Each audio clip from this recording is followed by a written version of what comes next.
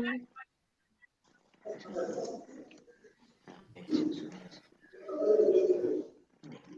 we start now? Yes, please start it. Yes. With very short time, so I request I start the program and try to show all the guests and all the invited speaker on the screen. You go to, if required, you go to backstage and let them come forward. All the invited speakers, those who have come from outside, very brief. Try to make the program very brief. Start, Payal. I introduce Payal. Myself, Payal Shi. A very good afternoon to all our participants who have joined in to participate in this virtual forum to discuss all the various aspects of the teaching and learning in pandemic situation, and also about the role of college libraries and its services. We hope this virtual platform will enable us to cope better with ongoing crisis in library services and assist us in meeting greater library services in case of enhancing better teaching and learning process. On behalf of the library, Swami Dhananjay Das Kathia Baba Mahavidyalaya, a very warm welcome to all our esteemed speakers. The title of our webinar is in teaching and learning during this pandemic situation. And it seeks to underscore some of the pressing challenges that define the present moment of the library services. We would like to briefly run you through the program schedule and introduce our speaker. We are honored to have with us today our esteemed guest Professor Debnarayan Bandyopadhyay, Honorable Vice Chancellor, Bankura University. On behalf of the college administration, we have with us today Sri Gorapada De, President Governing Body, D.D.K Mahavidyalaya, Professor Kakuli Ghosh Sengupta, Principal and Secretary, Swami Dhananjay Das Kathia Baba Mahavidyalaya. As our resource persons and experts, we are delighted to share this virtual platform with Dr. Kazi Mostaq Ghoshal Haq, Chairman, Department of Information Science and Library Management, Dhaka University, Bangladesh. Dr. Nivedita Bhattacharya Shao, Assistant Professor, Department of Library and Information Science, Vidyasagar University, and Mr. Pranab Kumar Hajra, Librarian, Shitokano Birsa University, Purulia, West Bengal. Without further ado, I would like to invite our respected Principal Dr. Kakuli Ghosh Sengupta to deliver welcome address. Thank you. Thank you, our librarian, Mrs. Payal Shi. Now I start my welcome address. Before starting our welcome address, I just want to mention some of the importance of this webinar. The novel coronavirus, that is COVID-19 disease, presented unique challenges to all the stakeholders of education system. The sudden and unexpected outbreak of the virus forced library professionals to act in a rapid time frame, like shifting to digital platform wherever possible and to provide adequate remote services to the users. We all know that during pandemic, we are providing online classes to our students. But at the same time, I felt the urge to provide library services to our users as well. Because without library services, the education system cannot run properly.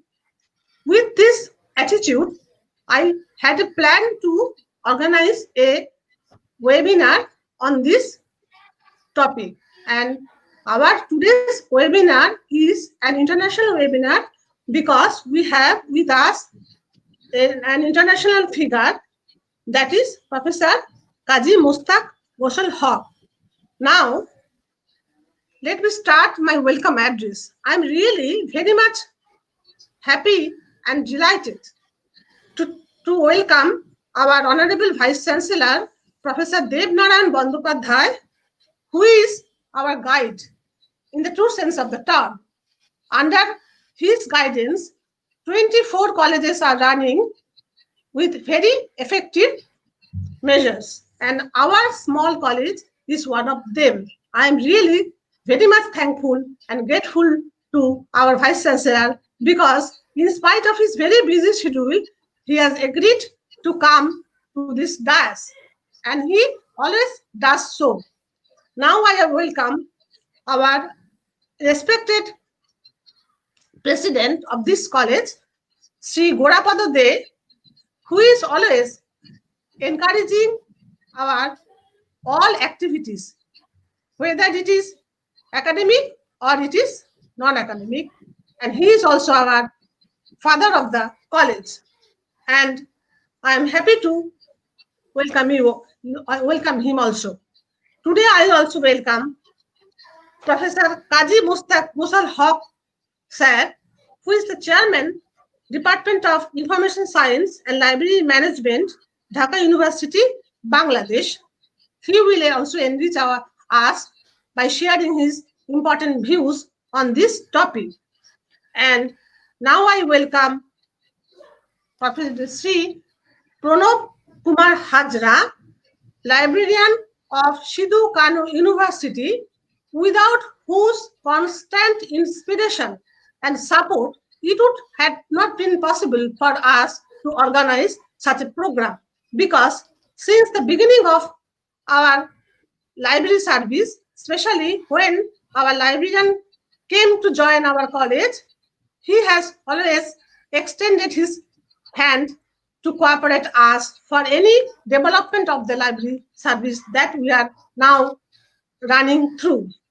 Now, I also feel very happy to welcome Dr.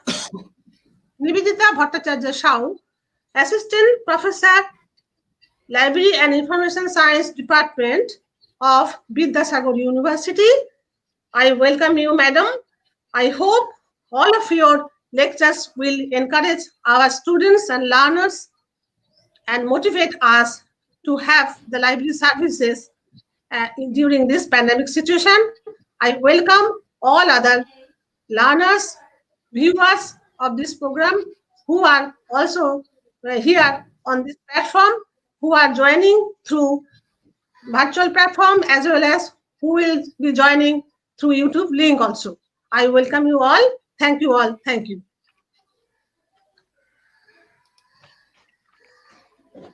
Now, while Thank she, you so much, madam. I would like to thank you, yes, Principal Madam, and for his enthusiastic support and valuable speech. And also thank you for being with us, madam, as always. Thank you, ma'am. I would most now welcome. like to request Sri Gorapada De, President Swami Dhananjay Das Kathia Baba Mahavidyalaya, to share his views on the COVID crisis.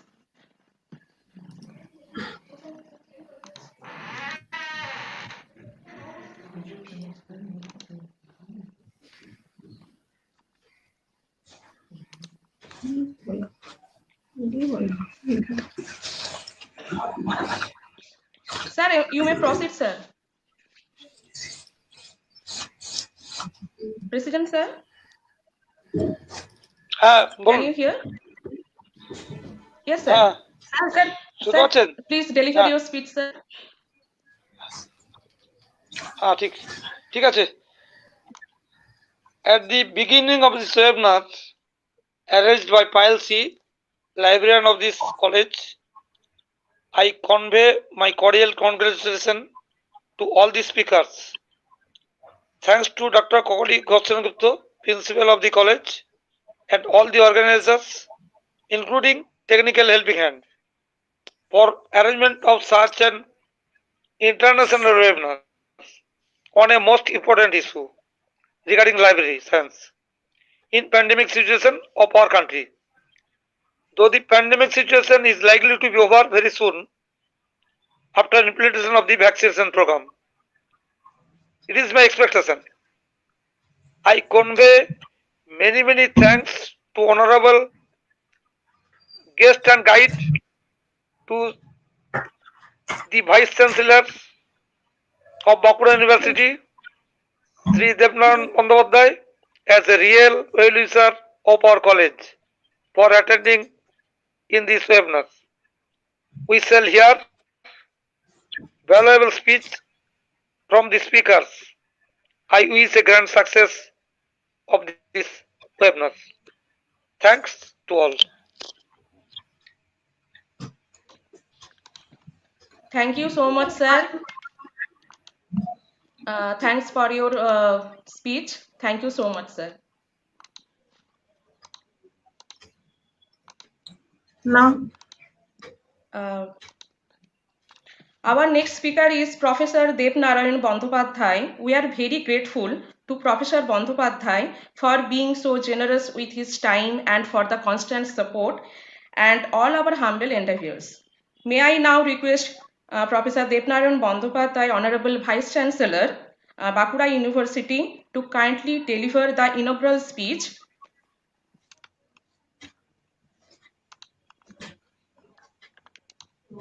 sir, sir, sir, শোনা যাচ্ছে না? Oh, yes. Right, right. Uh, I think now you can hear me. Yes, yes, sir. I'm Very really much. grateful to all of you, particularly to the principal of the college and the president of the college for organizing such a very wonderful kind of program. It's a very distinctive initiative which has been very much timely.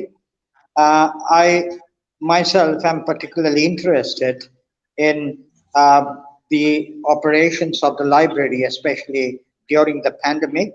So, as I am absolutely busy today, I don't have really much time. So that's why I really apologize that I will not be able to continue with this.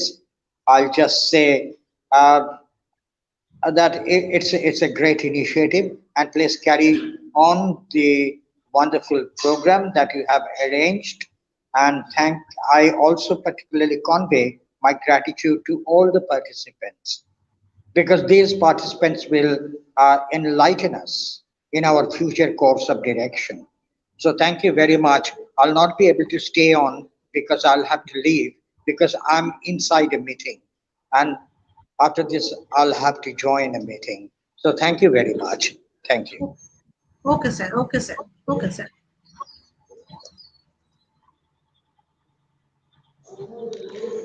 Thank you so much, Vice Chancellor sir, for enlightening us with your humble speech. Thank you so much, sir. Always with your support, we are going to proceed.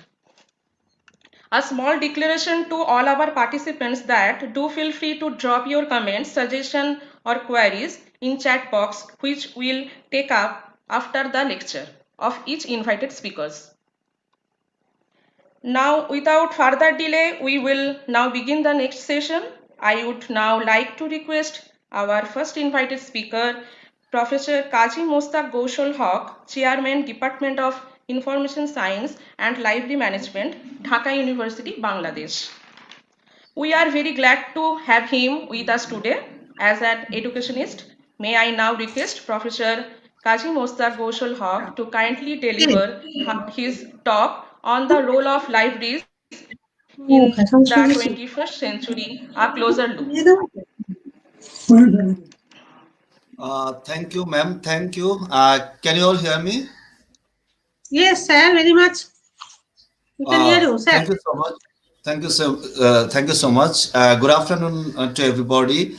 I'm particularly grateful to the college authority, the principal ma'am, and all other people, and also librarian ma'am. We have been in touch for the last few days, and I feel really honored to be invited as a speaker in this very important webinar. And I was heartened by the speech given by Honorable Vice Chancellor Sir, and I would like to pay my respect to Sir for being here, and also all other distinguished guests and the organizers. My name is Mustaq. I am, as you have already heard, I am from Bangladesh. And the University of Dhaka is the oldest and the largest university in Bangladesh, which was established in 1921, as you all know. Uh, it was at first it was a little bit surprising for me. I was a little bit surprised that I've been invited by a college from West Bengal, and since we all are Bengalis, it was really kind of a great honor bestowed upon me. It was because of this surprise that it took me some time to process the news, and then naturally I consented. I expressed my gratitude to the authority, and particularly the principal ma'am. She called me, she rang me, and we have talked several times, and also the librarian ma'am. I would like to take this opportunity to express my gratitude to them again. I know that the time is limited. It is a very important webinar, and there are other speakers and other people. I hope that I can be heard clearly, although I am from probably a few miles away. I have got a very brief presentation today, and it would take probably 15 to 20 minutes to finish the presentation, and then uh, it would be great if I can receive some question. The Honorable Vice Chancellor himself said that he is particularly interested in the activities of libraries in this pandemic situation, how libraries can add value to the educational services and other aspects of university and other academic institutions. I hope that I'll be able to shed some light on this very important topic. So without further delay or anything, I would like to go straight to my presentation. I'm going to share my screen with you, and I hope that you'll be able to see it. I'm sharing my screen. Can you see it on your screen, sirs and madams? No, not yet, sir. Not yet. No, sir, not yet. Go to the share Can you see screen. it now? Yes, I have already I have shared it, and it is. They are saying that it is now being shared, but you cannot see it. No, sir. No, sir. Okay, I I have can't. stopped sharing. I have stopped sharing again. Now I'm Okay, trying sir. again. Share screen. Okay, share screen. I hope you'll be able to see it. They said that it will take approximately 2 minutes. 2 minutes to show the screen, show my screen. Can you see it now? No, sir. So what should I do? Should I wait? Sir, yes, sir. Now, sir. sir. We can see now. Oh, fine. So you can see it Yes. now. Yes, sir. So you are seeing the role of libraries in the 21st century, a closer look. Okay, thank you so much. So can I proceed? Yes, proceed. Thank you so much. Thank you everybody for joining. I really feel, again, I'm saying that I really feel honored to be here. My presentation is entitled The Role of Libraries in the 21st Century, a Closer Look. We all know that for the last many years, basically, libraries are gradually shifting their roles to cope with the changing demands from the users, to reflect the changing demands of the users. And because of the advent of various new technologies, we are kind of compelled to change our role and to do a lot of diversified things to provide better services. My name is Mustaq. I've been serving as the chairman of our Department of Information Science and Library Management for the last 3 years. My tenure will be completed in another 3 months, and somebody else will take the chairmanship. And I've been teaching in this university, Dhaka University, for the last 20 years, since 2000. And now I am a professor as well as a chairman. So I have started my presentation, the presentation proper. Uh, what I would like to begin with is that uh, the libraries have been changing, have been playing a very important role throughout the advancement of civilization, starting from 1,000 years ago, many thousand years ago, from the libraries of Ashurbanipal and Alexandria, 4,000 to 5,000 years ago in Mesopotamia, in Sumerian, Assyrian, Babylonian civilization, and then Egyptian civilization. Then with the advent of paper, then with the advent of uh, printing press by Johann Gutenberg, then printing press all over the world, and now electronic information and electronic materials. So it has been a steady progress. It has been a great advancement in the field of libraries and information centers. So why are we changing so quickly and so rapidly? There are some reasons behind that. The first one is spread of literacy and education all over the world. Many more people are now educated than before. Advent of new technologies, a number of new technologies, particularly computer and other associated technologies are being developed very quickly. And that is what has compelled us to change our role. Explosion of information, which is also called information overload. So many information and so much, such a great amount, quantity of information is being created every second that it is very difficult for most of us to cope with this. And the needs of the users is also changing. They are trying to get hold of information in many different ways. Many of them do not feel comfortable to come to the libraries. They want to receive information sitting at home or from anywhere in the anywhere. And also a lot of cultural changes are happening, which is also forcing us, compelling us to diversify our role. So I would like to, in the following few slides, I would like to show you how the libraries of the past and present are different. Yesterday's libraries are all about books, but today's libraries are all about readers. So books as containers of information are very important. Still, they are very important. But now we have got many other containers of information, like databases, like ebooks, like many other things. So libraries of the past were particularly concerned about books. Now they're concerned about readers of many different kinds and shapes. Yesterday's libraries are all about getting information, but today's libraries are all about creating and sharing information. Yesterday's libraries are all about silent individuals. Today's libraries are all about active groups. So yes, we still respect silence in libraries, but sometimes libraries can become not that much silent because there are many kinds of activities take place in the libraries. So yes, silence is very important for some sections of the libraries, but not for all sections of the library. Yesterday's libraries are all about bricks and mortars, tables and shelves, but today's libraries are all about online services, digital resources. This is library on the go.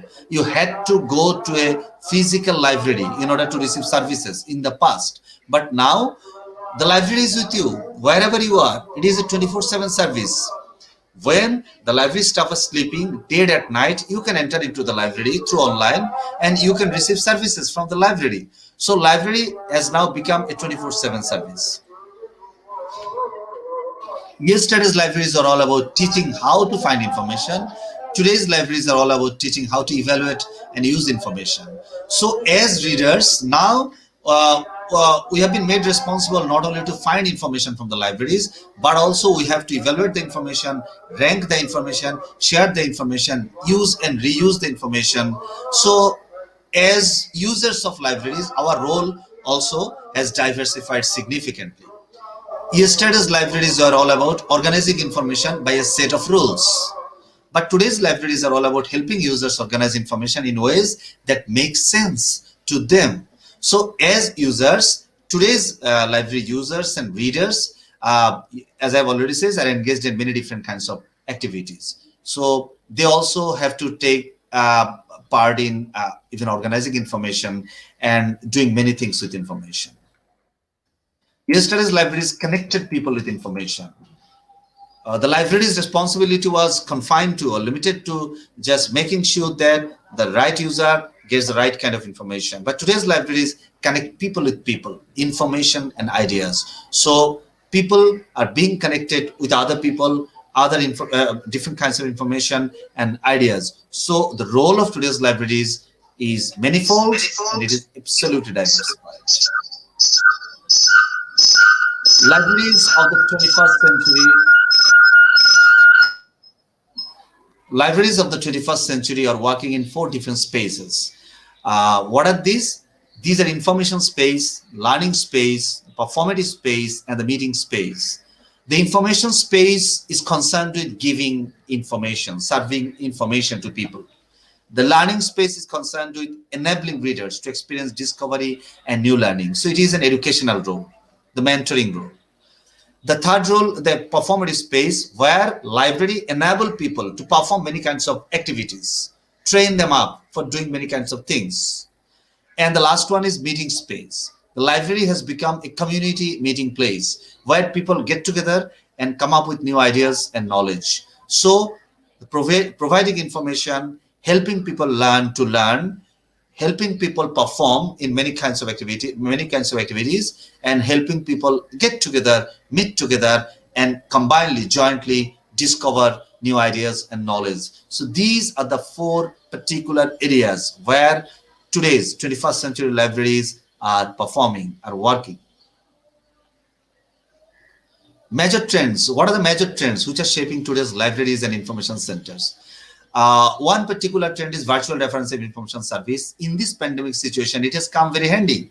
Today's webinar has been made possible because of a video conferencing tool, which is Zoom, and there are many other tools. So libraries have also been providing virtual reference service through these video conferencing tools. So user service receiver doesn't have to come to the library physically to receive the service. He or she can receive the service from their home using their mobile devices or laptop or whatever device they have got. So this is one particular important and very interesting trend which is being exercised in today's libraries. The second one is social networking based services.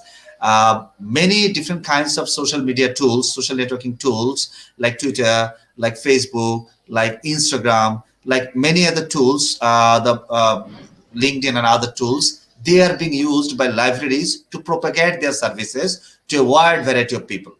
Then libraries have got outreach programs, while libraries are thinking outside the box and libraries are taking their services to the doorstep of normal common people. Like in our country, in Bangladesh, there is a program which is called boat libraries, Nauka Granthakar, where in areas where it is very difficult to reach, which are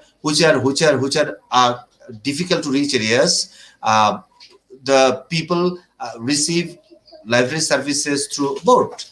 A boat carrying many books get to their doorsteps and give them books. So this is particularly prevalent in our North Bengal, Rajshahi area.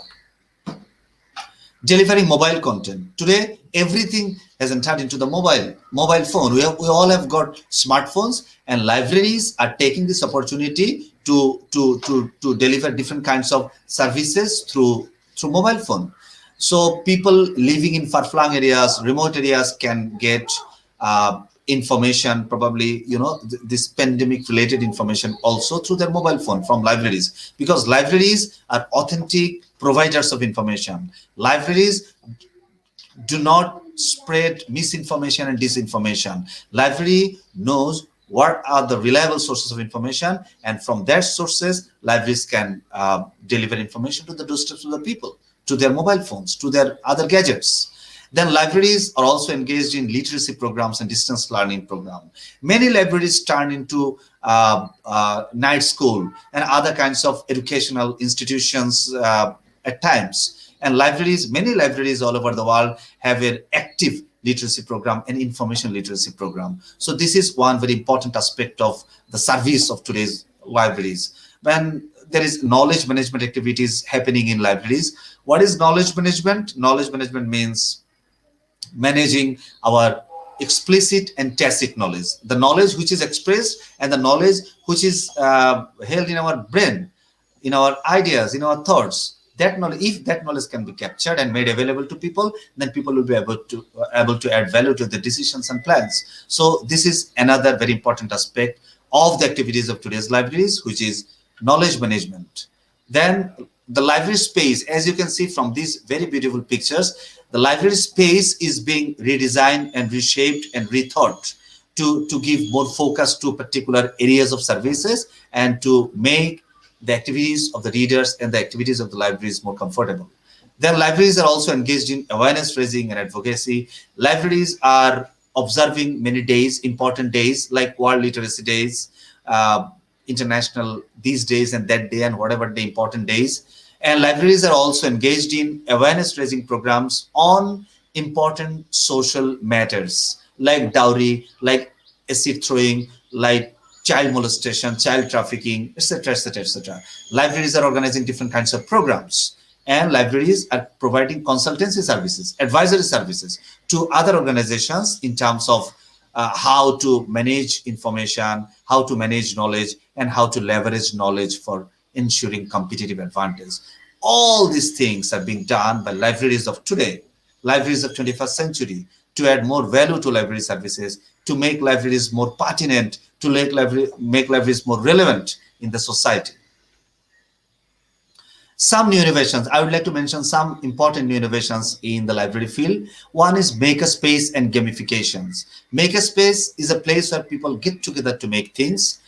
These might focus on electronics, robotics, woodworking, sewing, laser cutting, programming, 3D printing, and some combination of these skills, where young people and many readers and users, library users, get together and they invent new things. They experiment with new things and new ideas. This is maker spaces. And gamifications include competitions, activities, creativity, and learning, and are designed to add value to user experience. So in many Western libraries and some 2 or 3 libraries in Bangladesh also, they have organized and created and developed maker spaces, and they try to help and enable the young people to come up with new ideas and new knowledge through gamification in the maker spaces. Then libraries are also engaged in a very vigorous, a very strong media and information literacy contents. We are surrounded by media, different kinds of media, the broadcast media, print media, social media, electronic media. So we have to be very good and able users of this media so that we do not get, these media do not dominate us, so that we can dominate the media, so that we can control what kind of information we receive and what kind of information we make use of in our life. So libraries help people to attain media literacy and information literacy, so that people know what are the reliable sources of information, how can they retrieve information from these sources, how can they evaluate information, and how can they make best use of information in their everyday life to solve problems, to make decisions, to make the world a better place. And these things, these essential skills are being transferred to people by the libraries. These are media and information literacy, digital literacy, and many other kinds of literacies. Then big data and data mining. Libraries are also engaged in the organization and management of big data. What is big data? This is just mammoth amount of data, huge amount of data, which is difficult to process and organize by one single person.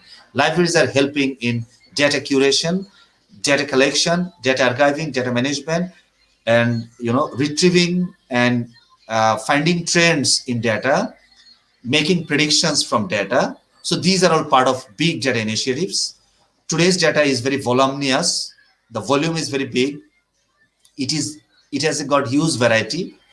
It is coming out very fast, and the veracity, the validity of data needs to be ensured. We need to know whether this data can be relied upon or not. So libraries are engaged in all these things, making people, helping people make use of data, big data. So these are some of the things today's libraries are engaged in, like maker spaces, media and information literacy, and big data and data mining. So these are some of the things that today's libraries are doing. What are changing? Why are they changing? And how are they changing? These are the big questions. The collections of libraries are changing. Today, we are witnessing a shift from print media to electronic media. to print collection to electronic collection. So in terms of collections, the big change is that libraries have to collect a lot of electronic information also, uh, along with print information. And in many cases, print information and print media is being replaced by electronic media. So libraries have to put particular focus and attention to this matter. Now, diversification of collection. The collection is being very quickly diversified. We have to There was a time when we had to deal with only print collection, but today we have to deal with print and electronic and many other audiovisual materials and other kinds of connections, software, databases, many other things. So there a lot of diversification is taking place in terms of library collection. Emphasis of local knowledge. All libraries are encouraged, inspired to collect local information so that local people get an active interest in this information. Your district, Pakura, has a very rich heritage. So libraries are supposed to collect local information, indigenous information, so that people of Pakura get benefited from this information, and your country, India as a whole, and the whole world as a whole can be benefited from local knowledge, local indigenous knowledge, which is being developed by local people. So libraries have a responsibility to build local connection, reflecting local knowledge. Then libraries are forced to constantly review their collection. There is no way that you can just collect a bunch of information and then be contented with it for the rest of your life. No, libraries have to review their collection, change their collection, because as Dr. S. Ranganathan, the famous librarian and the father of librarianship in Indian subcontinent, has said that library is a growing organism. So you have to take particular interest in reviewing your collection, and then sharing of resources and ideas. So these are some of the changes which are happening in terms of library collections. Then strategies. Libraries have to come up with new strategies. Libraries have to be more involved with their local community. Library has to encourage library personnel to upgrade their skills and their technological skills. Libraries are forced, compelled to upgrade their ICT infrastructure. Libraries are compelled to introduce new services. Otherwise, the people will not be interested to use the library services. Librarians have to be forward-looking, forward-thinking, and they need to exercise bold leadership in order to make the library stay relevant in today's society, because the demand is very high and it is changing very rapidly. And lastly, the library services, we have to rethink about our library services also. We have to put emphasis on technology supported services. We have to put emphasis on providing customized services. Many people, many mind. Many people want many different kinds of things. So we have to customize our services to make sure that everyone are satisfied. Everyone is satisfied. We have to think outside the box. We have to exercise advocacy and awareness raising functions. We have to get involved with the local community and organize different kinds of programs like day observation, exhibition, knowledge fair, and then different kinds of exercises, seminars, webinars, essay competition for school children, and many other kinds of things in order to help the library stay relevant. And we have to make sure that all segments of the library, irrespective of sex, creed, class, gender, everything, the social background, education, everything, all people get benefited from the library, because library is the best example of a social organization or institution. These are some of the lines from a very famous song, which definitely you all have heard. A famous band, Scorpions from Germany, their song, Wind of Change. They said that the future is in the air, we can feel it everywhere, blowing with the wind of change. So in all over the world, and particularly in the field of libraries and information centers, a great wind of change is blowing, and we have to pay heed to that change. We need more contribution of libraries in the society. Libraries have to get more involved and engaged in the social activities and with the greater society, broader society. More empowerment of library professionals. We have to empower the people working in the library staff. We have to help them achieve more skills so that they can serve the library people, the patrons better. Greater level of satisfaction from the user. We must ensure greater level of satisfaction from the users. Otherwise, people will gradually become disinterested to come to the libraries. More community involvement support, better ability to manage changes. The changes are happening very quickly. So we have to be great change managers, and that needs great leadership. greater efficiency in providing services, we have to be extremely efficient. Otherwise, people will not be interested to receive our services. And more linkages with their other institutions or organizations. Library has to have good connections with industry, with educational institutions, with research institutions, and with the community as a whole in order to stay relevant in the society. So these are some of the things that we must do, we need to do, we have to do in order to stay relevant in today's fast changing society. Because the wind of change is blowing very strong. If the libraries do not pay heed, pay attention to this wind of change, probably that is definitely not going to be very good for the libraries and the future of the libraries. And with these few words, I would like to conclude my session. Thank you very much for your attention. If you have got any question, you can ask me. Thank you so much. Thank you for your attention.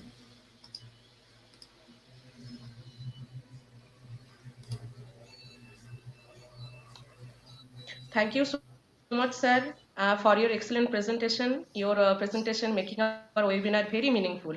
Thank you so much, sir. Now, I would like to call our respected Professor Dr. Nivedita Bhattacharya Shao, Madam. We are very glad to have with us, Madam. Please deliver your speech. Thank you so much, Payal. And indeed, a very good afternoon to Honorable Vice Chancellor, Bakura University, Professor Devnarayan Bandyopadhyay, President, Governing Body and Patron of Swami Dhananjay Das Kathia Baba Mahavidyalaya Bakura, Sri Gorapado De, Principal and Secretary, Dr. Kakuli Ghosh Sengupta of the college, and convener and librarian, Mrs. Payal Shi, my co-speakers, Professor Mustaq and Shri Pranav Kumar Hajra sir. Namaskar and very good afternoon to all of you and all my distinguished and delegates who are listening to me today. Indeed, it's a very good afternoon and it is a very good pleasure. Indeed, it's a pleasure for me to be here with among you all to discuss a few things on this very important issue that we are going to discuss for today, that is the role of the libraries during and after this pandemic, COVID-19. First of all, I am going to share my screen with you all. Let me share the screen first.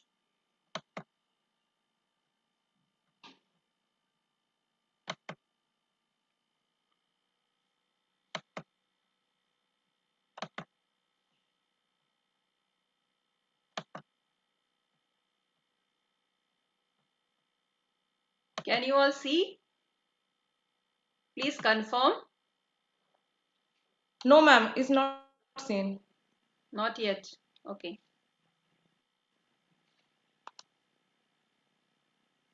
Please confirm if it is visible. Now it's visible, ma'am. Okay. Ma'am, now Thank you it's so much. visible. Okay. Okay. So let me proceed without any further delay. And after this excellent speech from Professor Mustaq from Dhaka University, I was indeed mesmerized to hear from him. Thank you so much, sir. And to put the track before me. And today I'm going to discuss on the title, that is expanding the role of a library to support the teaching and learning in the higher education. So this is my title for today. I'm starting with a very famous quote of Dr. S.R. Ranganathan, the father of Indian library science.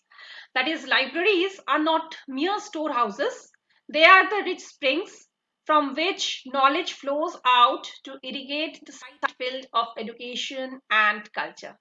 So this is all about the libraries that he had in his mind, and he explained to the world, that is, they are not mere the storehouses, but they are the springs from which the knowledge flows out, and that helps in the field of education and the culture.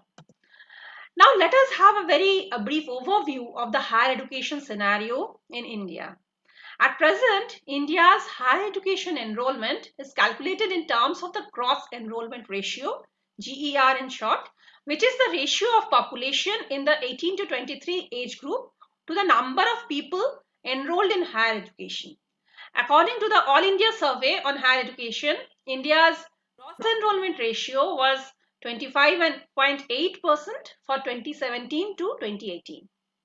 This, in effect, means out that the total population in the age group of 18 to 23 in India, 25.8% attend college and university. See the situation that only India being a so populous country, only 25.8% they attend the college and university. That means maximum of them are dropouts, be it the pandemic or before the pandemic. This is definitely the data from before the pandemic only, that is this COVID-19 pandemic. And all of you can just imagine that, see the dropouts, that is in the school level only, and only 25.8% of India's population, they have attended the college and the university.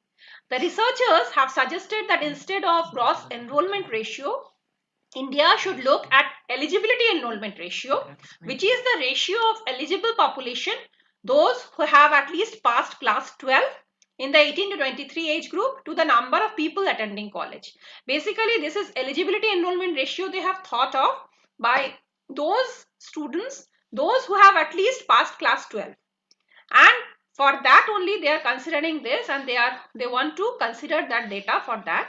According to some of the research papers, if India uses eligibility enrollment ratio as the measuring metric, its enrollment rate in higher education will increase to 64.9% for 2017 to 2018, bringing it at par with the developed countries. Actually, that is the main motto or main motive of the Indian researchers. Basically, I can say that they want to see the enrollment, that is eligibility enrollment ratio, and they have to see that it is bringing it up at par with the Nivita developed ma'am. countries. That is, yes, yes.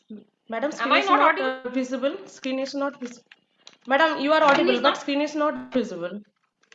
Okay, okay. I'm just sharing it again then. Okay. I'm just sharing it again.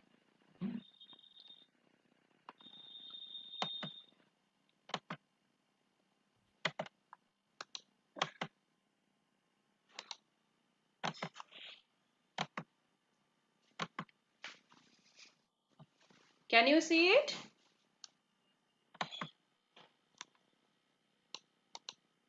Yes, ma'am. Can you see Yes, it? ma'am. Okay. The screen Okay, is okay. yes. Now it is visible now. Okay. So see, that is basically what is the thing, that is the researchers, they have suggested that instead of the gross enrollment ratio, India should look at the eligibility enrollment ratio, and which is the ratio of the eligible population, those who have passed at least class 12 in the age group of 18 to 23, and to the number of people that is attending the college. And according to some research papers, if India uses the eligibility enrollment ratio as the measuring metric, its enrollment rate in higher education will increase to 64.9%. So this is the thing that they wanted to say, that if we consider only that population we have at least passed class 12, then we can bring it to at par with the developed countries all over the world, and it will be 64.9%. According to AISHE, that is the All India Survey on Higher Education, the higher education sector in India consists of 3.74 crore students across 993 universities, 39,931 colleges, and 10,725 standalone institutions. So this is also the factor, that is the higher education sector. It is consisting of 3.74 crore students across 993 universities are there, 39,931 colleges are there, and 10,725 standalone institutions are there. Now see this, we can see from this diagram, if you can see it, that is the number of higher education institutions across India in 2019. So this is the thing that we can see, and we can get it. That is the number of higher educational institutions. Universities 993, and standalone institutions, that is 10,725, and the colleges, that is the 39,931 colleges are there in that case. Now this is the all India profile of India, that is the population 2011 census is given. The total population is mentioned over there, and if you can see, that is the number of affiliated colleges, and that is the source of All India Survey of Higher Education report 2017 to 2018, and they have mentioned about the affiliated colleges, the PG or off-campus centers, recognized centers, constituent colleges. That is at the middle, if you can see here, that is the number of colleges that is affiliated or constituent off-campus colleges that is there. Now, what is the main objectives of the higher education? Let us come to this phenomenon. So, basically, what is the main objective of higher education? It is the quest for excellence. Actually, we want to excel in our education and learning fields, and that is our main motto to come to the higher education scenario. The people who are coming to the higher education sector, they are the ones who are excelled with intelligence, and definitely they are excelled in their fields of knowledge. That is why the first objective of the higher education is the quest for the excellence. Now, second factor is the human resource development. The second thing that is of the higher education, for the higher education, is the human resource development. So how we can develop the human resources of our nation? That is the second thing, and for that is the main motto, or we can say that that is the purpose of the higher education. We can develop our resources, we can use them in our own country, we can send them to the other countries and earn revenue for that. That is there. And third is that the equality and the social justice. If we are engaged into higher education, then definitely we have this equality purpose, and equality can be achieved once we are educated. Unless and until we get the education, proper education, we cannot be equal with others, definitely. And fourth one is, that is the right kind of the work ethos. What type of work we are getting, what type of work we are doing, that is also another factor once we are getting into the higher education sector. So right kind of work ethos and ethics should be always maintained for that. Next is the professional expertise. The ones who enter into this field of higher education, definitely we can think of their professional expertise, and we can think of they will be expert in their own fields, and they will deliver some excellent services in the future. So that is also another aims of the objectives of the higher education. And finally, that is the leadership. That is the leadership quality that they can improve, and definitely they can achieve the leadership once they are into the fields of the higher education, that is in the colleges and the universities. Now, what is the key roles of the libraries in the higher education? Now, this I'm intruding into this part, that is the what is the key roles of the libraries? That is, first one is that is bringing institutional effectiveness. As all of us know that libraries are always attached to some of the other institution. So their main role is to bring the institutional effectivity of the institution. It is serving for the institution, it is serving the individuals, the stakeholders of the institute, and definitely they will be more effective once the library is effective. And second role is to enhance the professional values in the users. Definitely, when we are serving our users are our main elements, we can see, say, in our libraries, and definitely we can enhance the professional values in them once we have a good library. And we can generate the users, we can develop the users knowledge, develop them as good human beings. Third is that is to strengthen the external relationship.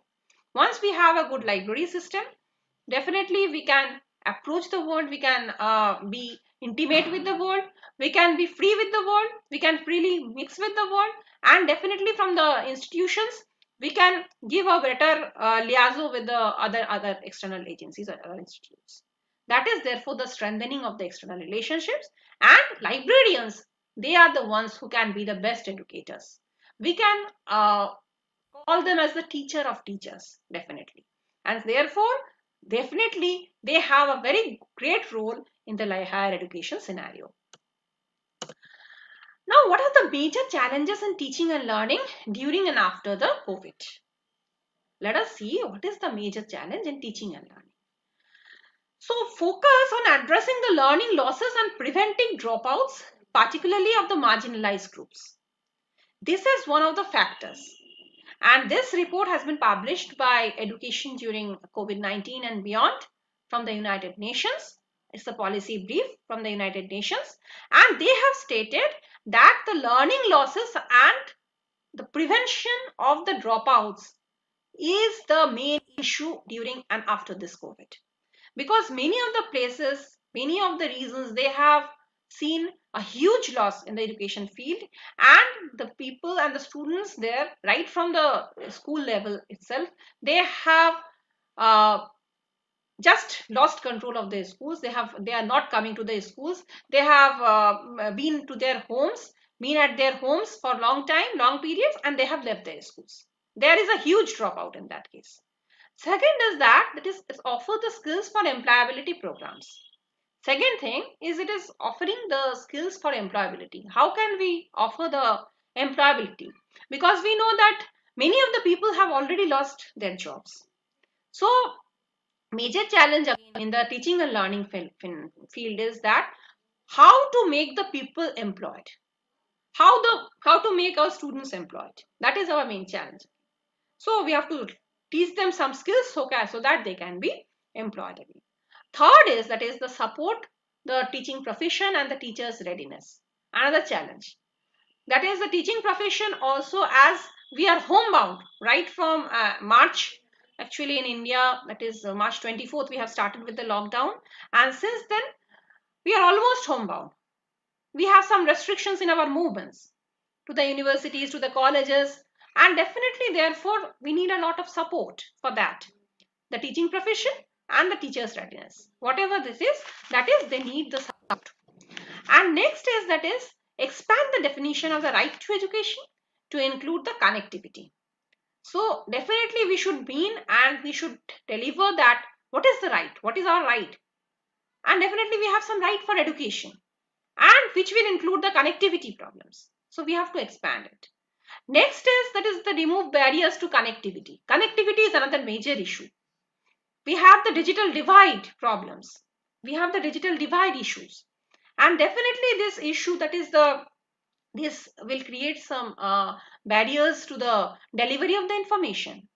So removing the barriers to the connectivity is another thing, and strengthen the data and the monitoring of the learning. Another thing is the strengthen the data and monitoring of learning. We can monitor the learning issues. We can strengthen our data systems. We have to then strengthen our data systems. That is also very much essential. And how we are learning, that is another major challenge. And last but not the least is strengthen the articulation and flexibility across levels and types of education and training.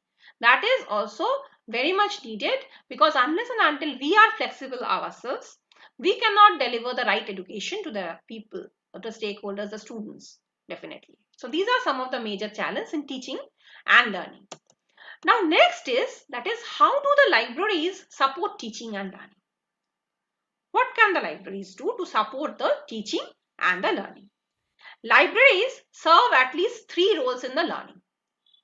They actually serve the three roles in learning. First is they serve a practical role in sharing expensive resources. What they are doing is they are sharing their expensive resources with the outside world. So that is the practical role in sharing their expensive resources. Next is that is human resources. Librarians support instructional programs by responding to the requests of the teachers and students, that is responsive service, and by initiating activities for teachers and the students, that is proactive service. They can go for the responsive services or they can go for the proactive services, and that is the human resource. Librarians support the instructional programs by these things. Next is that is responsive services include maintaining the reserved materials, answering reference questions, providing bibliographic instructions, developing media packages, recommending books or films, and teaching users how to use the materials. So that is another thing, that is the responsive services. They are include maintaining the reserved materials and answering the reference questions, etc. And proactive services, they include the selective dissemination of information, initiating thematic events, collaborating with instructors to plan instruction, and introduce new instructional materials and the tools. So this is the two services. One is the responsive service, that is in response to the demands, and proactive services, we can also call it as the anticipatory services. That is, we design those services in anticipation to the demand, that this type of demand may come. This type of demand may come to my library, and definitely I will be prepared for that type of service. So that is the proactive or the anticipatory service. Now, secondly, the libraries serve a cultural role in preserving and organizing artifacts and ideas. Next is that what? That libraries, they serve a cultural role in preserving and organizing the artifacts and the ideas. Both the preservation and conservation and the organization of the artifacts and the ideas are done by the libraries. And the great works of literature, art and science must be preserved and made accessible to the future learners. Basically what we are doing, or what they are doing, that is they preserve the great works of literature, arts and science, and they are already making it available to the future learners. And libraries, they preserve the objects through careful storage procedures, policies of borrowing and use, and repair and maintenance as needed. In addition to preservation, libraries ensure access to materials through indexes, catalogs, and other finding aids that allow learners to locate items appropriate to their needs. So that is another thing, that is in addition to the preservation part, that is libraries, they are also ensuring the access to materials through indexes. That we all know, that they are providing the indexes, they are providing the catalogs and the other finding aids that allow the learners to locate the items during their appropriate need. And the third is that the libraries serve social and intellectual roles in bringing together people and the ideas. What they are doing is they are serving as a leader in serving the social and the intellectual roles of the people. And this is a distinct from the practical role of sharing the resources, in that libraries provide a physical place for teachers and the learners to meet outside the structure of the classroom, thus allowing people with different perspectives to interact in a knowledge space that is both larger and more general than that shared by any single discipline or affinity group. Basically, it is a distinct one from the practical role of sharing the resources. And libraries, what they are doing is they are allowing people from the different perspectives to interact with the knowledge space. Definitely, when they are doing this role of bringing together the people and the ideas.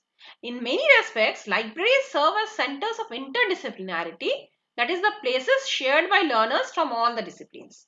They actually serve as the places where people meet. People just mingle with each other, people just talk to each other, and they mix with each other. And that is what they act as the centers of interdisciplinarity. Now let us see what are the challenges for the library professionals during this COVID-19. As all of us know that this COVID, it has already started in the world, that is since November 2019. And first few months we were pretty unsure that whether it would affect countries like India or not, because we are not that a cold country, and that's why we were pretty sure that it will not affect us. But once we have we have been started affecting that is the Indian people during from March on 2020. Then after that, all of you know that is the complete lockdown. After that, we have lifted up the lockdown. Now we are into a situation that whether we will open full-fledgedly open our schools and colleges and universities or not, that we have not yet decided. Within a few days we may open or may not. Again, we are thinking of this, we are considering this new strain and all. So there is during this severe period and a very serious situation, serious pandemic, there has been a lot of challenges for the library professionals. And the first challenge that they faced is the minimal restriction to full closure of the libraries. So first, when we started with this COVID-19 phenomenon, then some of the libraries, they considered the restriction to the entry. and some of them decided for the full closure, and slowly all of them went for the full closure. So that was the first challenge that the library professionals were also facing, because users, they were at the mid, and almost the semesters were running and all, so all of them were very much interested to come to the library to access the resources and everything. So it was very difficult task. We didn't know that how much time we will take to again become normal and everything. So that's why we have faced a lot of problem during that time. So the minimal restriction to the full closure of the libraries was the first challenge of the library professionals. Second is, that is the services to be provided through the online platform.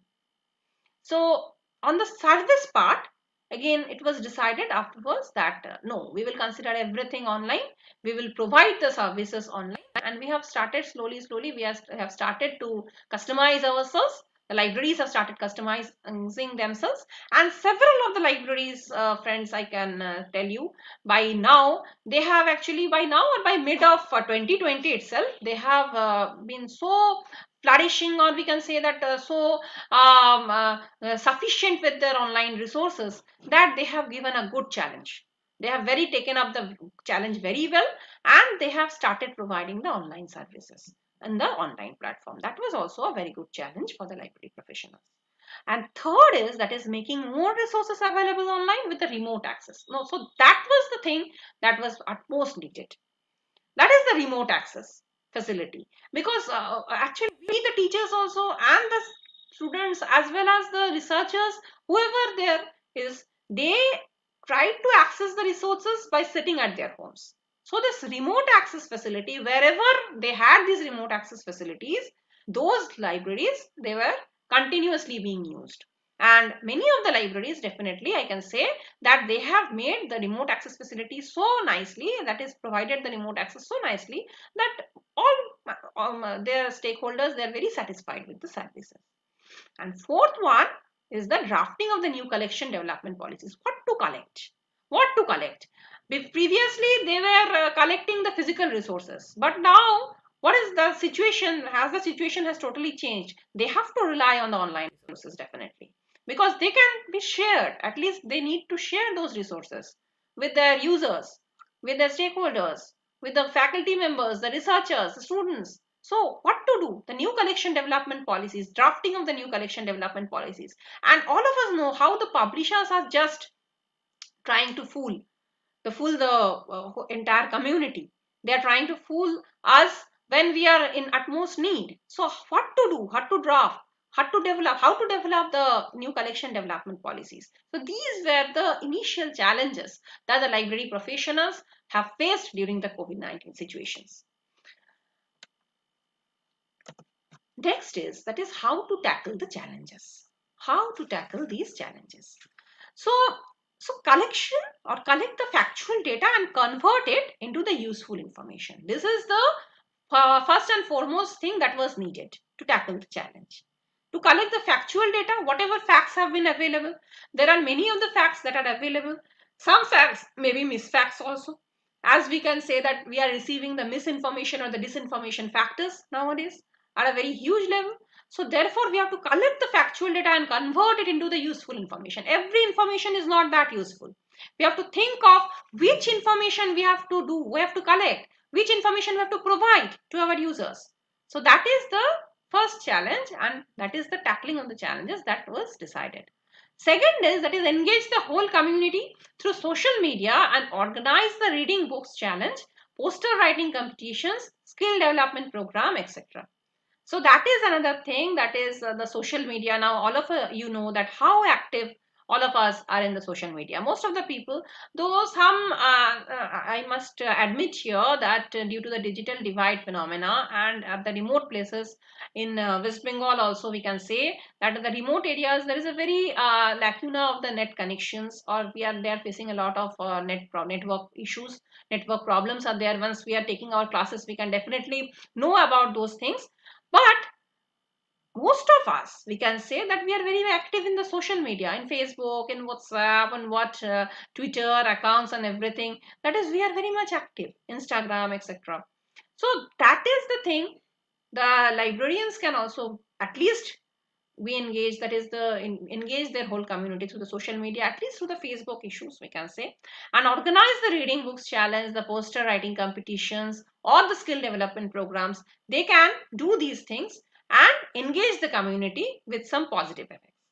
And third is that is the library professionals can publish all the information through social media platforms. This is another thing, that is they can be published through the social media platform, because all of us, as many of us are nowadays active in the social media very much, and definitely when something is published in the social media, then it will be noticed by one and everyone, one and all. And that is why this library professionals, they can also make this social media platform to publish the informations. And library professionals can provide the open sources, open coursewares, or open educational resources, open learning resources, or virtual classrooms. So this is the way that they can tackle some of the challenges. Now, the very important factor, that is where to focus. Where to focus? There are lots and lots of open access resources, general open access resources, at least we can see and we can make available to our stakeholders, to our users, definitely. And they are really open access and they are very beautiful resources. Once when I was trying to prepare for this lecture, I have gone through the repositories, I've gone through the digital libraries, these are open access libraries and all. And I've found some very important documents that were once unfound. So this open access resources, they are really a blessing, I can say. It's a bliss, we can say, during this COVID-19 pandemic. And definitely afterwards also we will definitely be benefited by these resources. So these are some of the resources that we can go, or we can, that is the libraries can, they can just make it, make them in the front page of their library web pages, and they can tell the users to access those resources. They can make them independent. Once they access these resources, they consult these, they go to the resources and just access these general open access resources, they can find many of the information which was unfound. And definitely there is a budget crunch everywhere. Every library is facing a budget crunch. So if we have these resources, why not access them? So these are some of the resources. I am just going through very quickly with this the web pages of these resources. First one is our National Digital Library of India, and endeavor of NMEICT, the Ministry of Education, Government of India, developed by Indian Institute of Technology. Most of the colleges, I think your own college, that is Kathia Baba College, also they have made this web page that is available in the library website. When I was going through, I've seen this, and definitely it's a very good resource, right from the, not only for the higher education but also from the school level. Those who have small kids at home, they can also go and consult this. That you can see here, that is the school, the CBSE examination preparatory, engineering, science, humanities, and whatnot. Study at home, you can see. And the COVID-19 research repositories are there. There are featured collections are there. Many of the things are there. On this day, what is the beautiful? That is a very good site that we can consult and meet our information needs or demands. Next is, that is the one repository, that is Repositorio Nacional, and it's from Mexico. And this repository, that is the National Repository, it is a digital platform that provides the open access in full text to various resources of academic, scientific, and technological information. That is without the subscription, registration, or payment requirements. And this is a blessing for us, no? That we don't have to pay anything, we don't have to subscribe to anything. And this repository, it can be consulted free of charge. That is a very good thing for all of us. Next is, that is the digital library, World Digital Library. You can say, you can see here, that is there are about 19,147 articles from about 193 countries from the period 8000 BC. That is some old, very old resources are kept over here. It's maintained by the Library of Congress. And you can see here, that is, you can, if you search this their web page, you can get the very old documents that are present over here.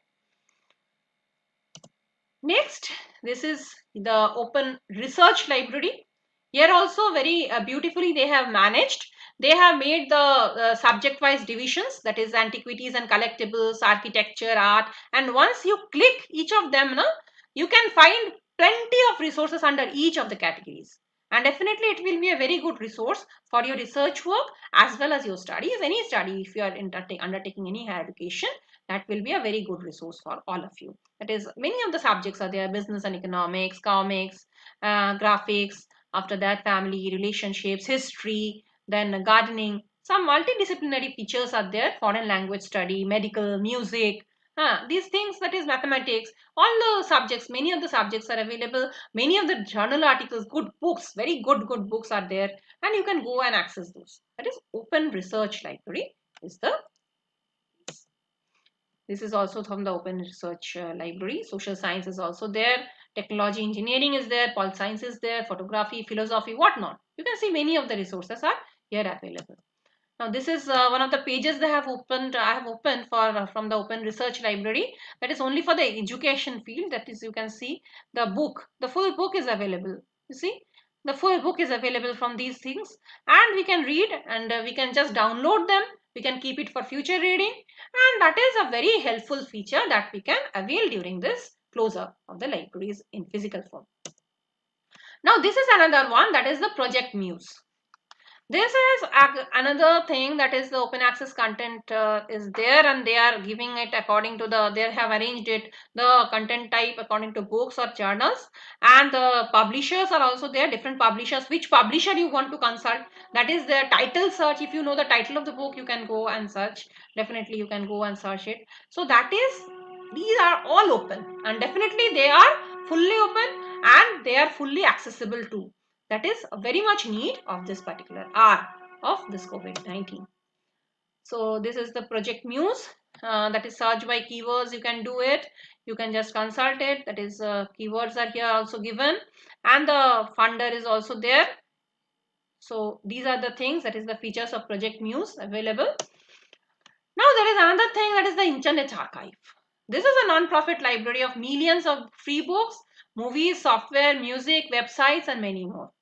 So this is also one of the features, that is Project Gutenberg, that is Internet Archive, it was running, and though it is very old one, but still the archival materials we are getting from here cannot be obtained from anywhere else. So that is also a very good feature, that is the full documents are available, and once we can go and directly search from there. Next is the directory of open access books. This is another one, that is open access books are available, and it is a joint service of Open and Open Edition CNRS, and these are the that is 33,946 academic peer-reviewed books from 409 publishers are available here. So it's indeed a very good feature, you can say, and therefore the very informative also. We can have some good documents from here, definitely. This is the Weapon, that is online library and publication platform. It promotes and supports the transition to open access for academic books by providing open infrastructure services to stakeholders in scholarly communication. Actually, they work with the publishers to build a quality controlled collection of open access books and provide services for publishers, libraries, and research funders. This is the feature of Weapon. And this is DOAJ, that is Directory of Open Access Journals. There are 80 languages, 123 countries represented, 11,407 journals. That is 15,000 journals without APCs, and definitely there are 15,705 journals there. So processing charges are also not needed for these 11,407 journals, and the total article records, you can see, it's a very brilliant collection, you can say. That is the directory of the open access journals here. And MDPI books, this is another one you can go through. MDPI, actually, that is it is an established academic publisher and open access pioneer, and it believes that the contemporary wave in academia of wider and faster dissemination of knowledge with open access should not be restricted to the academic journals, but should also capture and elevate the book publishing. So they are considering this book publishing, MDPI, and you can, if you are a writer or you are an author, you can just submit your proposal to MDPI and make it on open access, and a highly accessible document you can make it. So this is also available. Then the open access library is there. That is a search engine or journal index. And this is the search engine based on database with the metadata of open access papers, the journal with the open access library articles, and it is the index with metadata entries of external open access journal articles. Definitely, it's a scholarly peer reviewed open access journal covering all the subject areas in science and technology and medicine as well as social sciences, and OLib articles from the OLib journal are stored in open access library. So this is another very good one, open access materials. And now these materials that are available, that is open access materials on contingency, they are calling, that is the material in free and free access on a temporary basis. They have, during this pandemic, actually many of the famous publishers also, they have become very liberal, and they are just putting their documents in an open access mode. They are giving their documents in the open access mode. They are just making it free and freely accessible, like American Chemical Society, Elsevier says they have made these things, Cambridge and Dynamed, Herbsco. Some of the hosts, that is the hosts also, that is many databases are made free and open access, and therefore, and some of them are partial open access also, like the De Gruyter, Oxford open access journals, or the JSTOR, Springer, Emerald. So many of the collections, at least COVID has taught us one thing, to be open minded. That is the thing that COVID has taught us. What I felt while preparing this paper, what I felt is that is they have made us open minded to some extent, and we are trying to share our things once that was not shared previously, that is now shared freely, and that is freely accessible by the general masses. So that is a blessing for us, we can say. Rest everything is bad, but this is a good thing that we have achieved in this education scenario. So these are some of the Indian initiatives that, like Bharat Padhe Online. It is recently Government of India, they have launched the Bharat Padhe Online, and it invited all the finest brains in India to share the new thoughts, the new ideas, the suggestions and solutions directly to the government. So this is one of the features. Yukti portal is another one that is also launched by Government of India, that is Young India Combating COVID with Knowledge, Technology and Innovation. This is the full form of Yukti. Basically, it is developed to record and watch the efforts and initiatives of MHRD, and it will cover a wide range of initiatives and efforts of the academics, research institutions which are especially associated and with the COVID-19 situations, basically. So this Yukti portal. Then we have that is EPG Pathshala, that we are always referring to the postgraduate students, that is the gateway to all the postgraduate courses. It is an initiative of MHRD under the NME ICT program, which is executed by University Grants Commission, and it is a gateway which focuses on the high quality education systems, the curriculum based teaching, interactive e-content in more than 70 plus subjects. 70 plus subjects are there across all the disciplines of various subjects, like social sciences, arts, fine arts, and humanities, natural and mathematical sciences. And definitely there is e-Pathshala. It is actually the endeavor of MHRD and NCRT, and it is at the school level. It's not for higher education, that's as such, but at the school level, that is we can get easy access to all the educational materials, including the textbooks, the periodicals, the audio, video, etc., and that is available.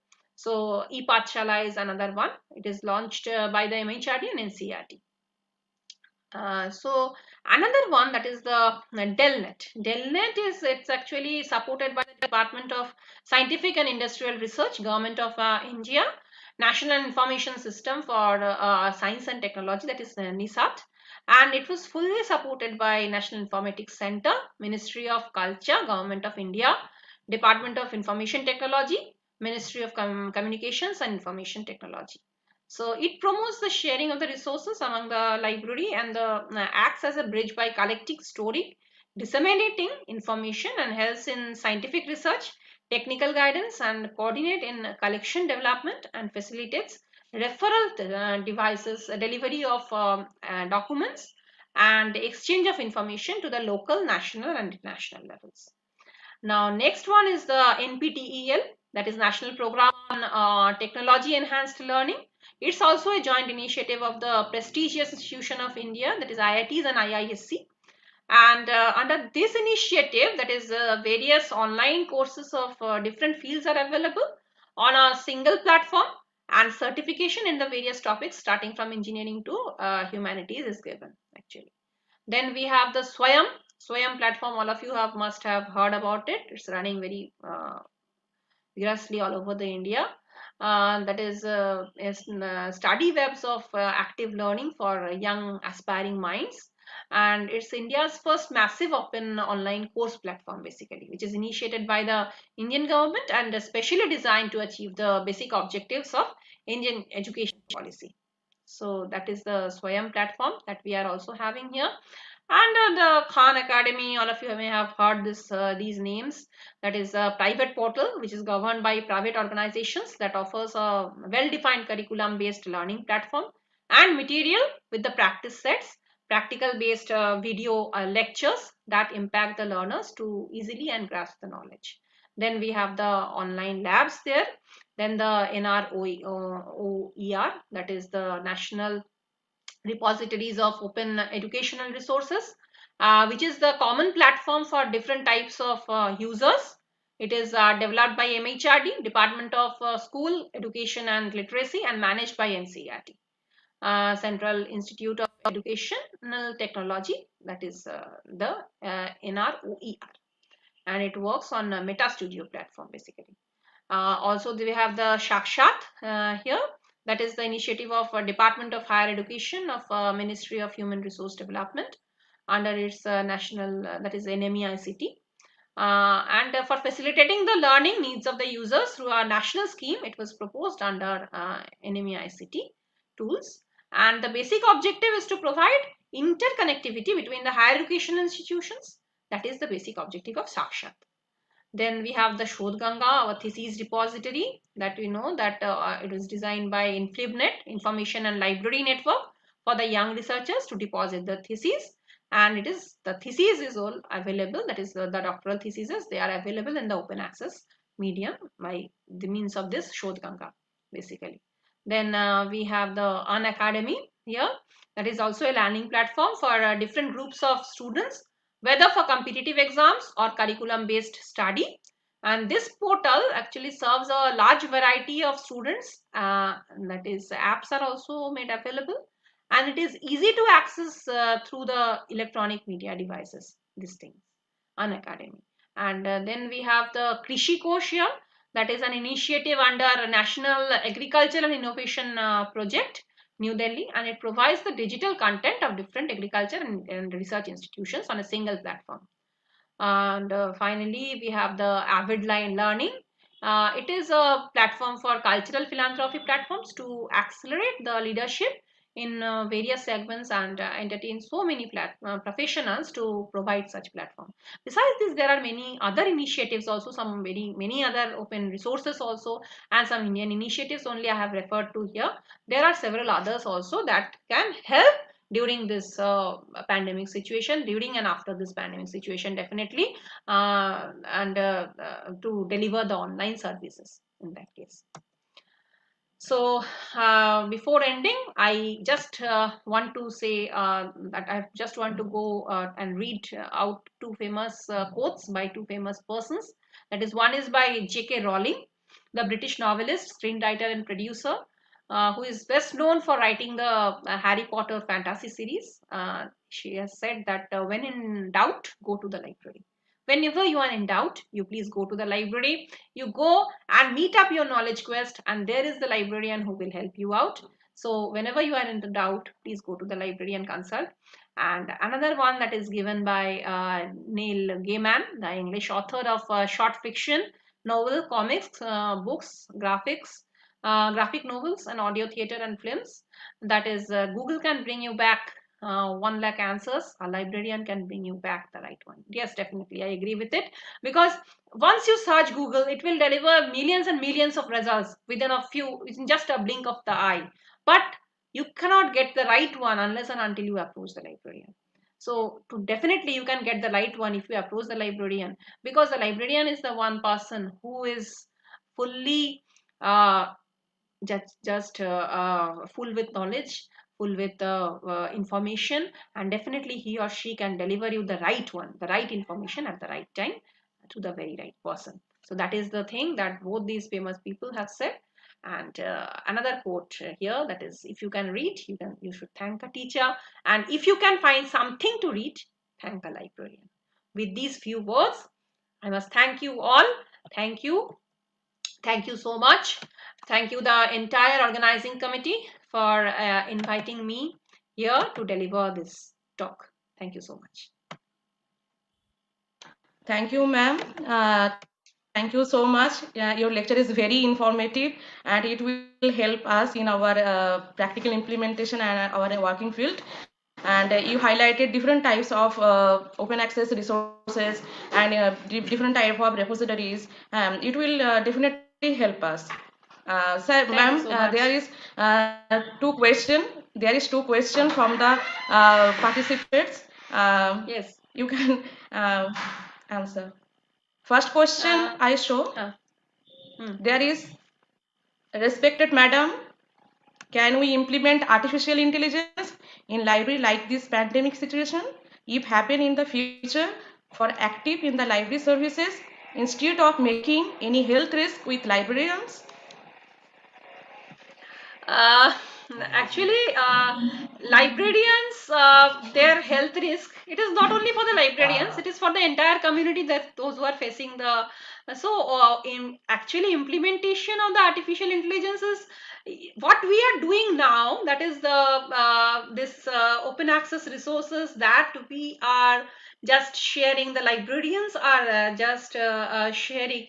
That can actually avoid any type of situations in the health, to the health hazards of the people, and those who are trying to access the libraries, because whatever they have planned, whatever they are doing, it's, I'm very much thankful to all the librarians. And I must just I'm a student of library science, but a teacher now, teaching the profession of librarians. I am producing the librarians. I am very proud. I am feeling very proud that many of my students, many of my seniors, many of my just colleagues, I can say, and my classmates also, they are working very well in the libraries. They are doing excellent tasks, and whatever they are doing during this pandemic situation is indeed praiseworthy, indeed very praiseworthy. And actually whatever they are supplying now, it's just enough, I think. And all over the world also, they are just giving wonderful services, and those who have not started yet, definitely I think they will do it in the near future also. So definitely you can avoid the health risks of the librarians by this method only, what they are following, trying to follow. And if you need another more detailed references to these things, you can just go and consult the IFLA guidelines, that is the International Federation of Library Associations. They have given some wonderful guidelines. And definitely while preparing this lecture also, I have seen that some of the excellent resources also, they have guided us with some excellent resources that all over the world the people are just supplying. Thank you. For your informative lecture, it's very valuable, and thank you so much for this excellent presentation. Thank you. Thank you so much. Thank you.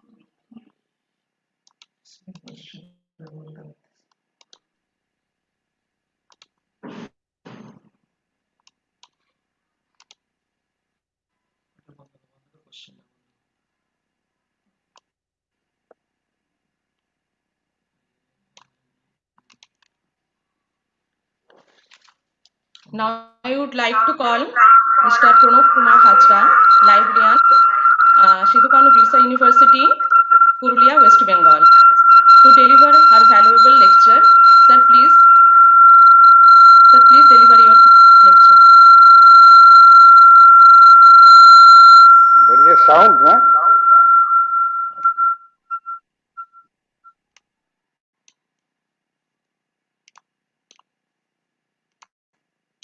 Hello?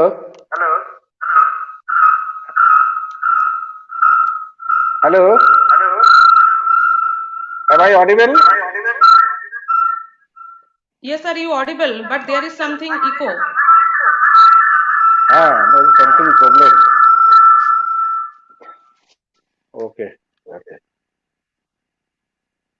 Um, Let us start. I'm the last speaker of this webinar. Sir, you go Honorable to Vice the Chancellor. microphone option. Sir, there is something Hi, echo. your microphone.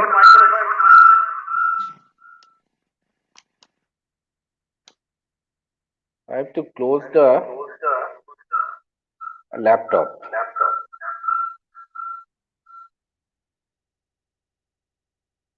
Okay, now it is okay.